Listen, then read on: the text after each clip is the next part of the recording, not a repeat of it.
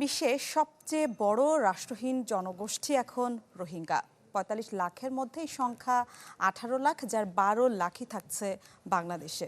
জাতিসংঘের শরণার্থী বিষয়ক সংস্থা বলছে, কক্সবাজারের রোহিঙ্গারা ক্যাম্পগুলোতে অত্যন্ত মানবেতর জীবনযাপন করছেন।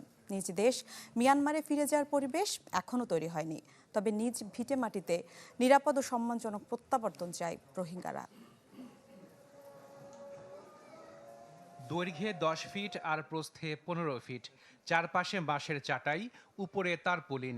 এমন ঘরেই পরিবারের ৬ সদস্য নিয়ে ২০১৭ সাল থেকে থাকছেন মোহাম্মদ ফয়সাল। আল্লাহ হনে দুলুং না বাচ্চা তো হাম না হয় বেশি দুঃখ কষ্ট বাদে বাজার হাজারলে দুঃখ বাদে বাজে আর জিয়ান সিটিশন নাগরটি সায়ান দে পাই হয় আমাকে অবশ্যই। ফয়সালের মতোই ১২ লাখ রোহিঙ্গা কক্সবাজারের ৩৩টি ক্যাম্পে বসবাস করছেন, যাদের অনেকেরই নেই কাজের সুযোগ। শিক্ষা, স্বাস্থ্যসেবা খুবই সীমিত। ১৯৮২ সালে মিয়ানমার সরকার নতুন নাগরিকত্ব আইনে ১৩৫টি জনগোষ্ঠীকে নাগরিক হিসেবে স্বীকৃতি দেয়, যেখানে বাদ দেয়া হয় রোহিঙ্গা জনগোষ্ঠীকে। চূড়ান্তভাবে এই জনগোষ্ঠীকে করা হয় রাষ্ট্রহীন। জাতিসংঘের শরণার্থী সংস্থার গ্লোবাল ট্রেন্ড রিপোর্ট বলছে, বিশ্বে এখন রাষ্ট্রহীন মানুষের সংখ্যা আনুমানিক ৪৫ লাখ, যাদের ৪১% রোহিঙ্গা, সংখ্যা প্রায় ১৮ লাখ, যার মধ্যে ১২ লাখই থাকছে বাংলাদেশে। রোহিঙ্গাদের প্রত্যাবাসনে বারবার উদ্যোগ নেওয়া হয়েছে, কিন্তু প্রতিবারই তা ব্যর্থ হয়েছে। ফেরত যাননি একজনও।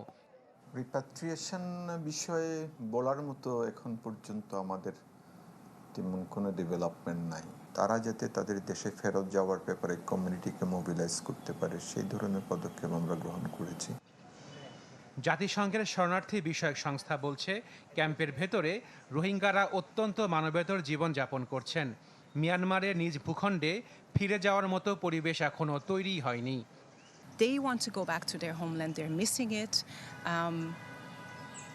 but nobody wants to go back to a place where they're not safe.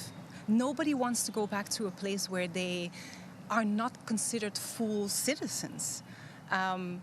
And so until that is in place, we won't be able to consider repatriation.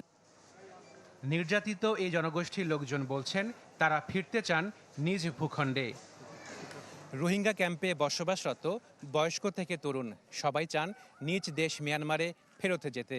এজন্য প্রয়োজনীয় পরিবেশ তৈরি করতে বিশ্বের বিভিন্ন দেশের প্রতি জোর দাবি তাদের। আশাকিন Prince, channel 24, Rohingya camp, Cox's Bazar.